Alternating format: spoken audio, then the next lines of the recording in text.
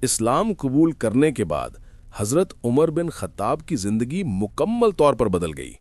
वो शख्स जो कभी इस्लाम का सबसे बड़ा मुखालिफ था, वही इस्लाम का सबसे मजबूत मुहाफिज बन गया। हज़रत उमर ने अपना इस्लाम छुपाकर नहीं बल्कि खुले आम कबूल किया। उन्होंने ऐलान किया, आज से मैं मुसलमान हूं, जो रुक सकता है रुक कर दिखाए। इस दिन के बाद मुसलमान पहली बार बगैर खौफ के खाना काबा में नमाज पढ़ने लगे। कमजोर दिलों को हौसला मिला, डरे हुए मुसलमानों को ताकत मिली और इस्लाम एक नए एतमाद के साथ आगे बढ़ा।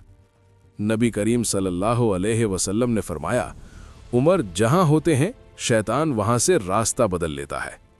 नबी सल्लल्लाहु अलैहि वसल्लम के वसाल के बाद जब हज़रत अबू बकर सिद्दीक का दौर मुकम्मल हुआ तो 22 जमादुल आखिर 13 हिजरी में हज़रत उमर इस्लाम के दूसरे खलीफा मुंतखब हुए।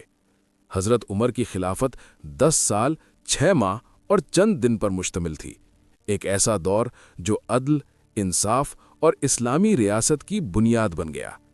उनके दौर में इस्लामी सल्तनत अरब से निकलकर फारस, शाम, मिस्र और बैतुल मक़दस तक पहुंची। लेकिन ताकत के बावजूद हज़रत उमर सादगी, खौफे खुदा और जवाबदेही की मिसाल थे। लेकिन सवाल यह है, जब उमर इक़्तिदार में आए तो उनका सबसे पहला फैसला क्या था जिसने पूरी दुनिया को हिलाकर रख दिया? देखिए अगली एपिसोड में।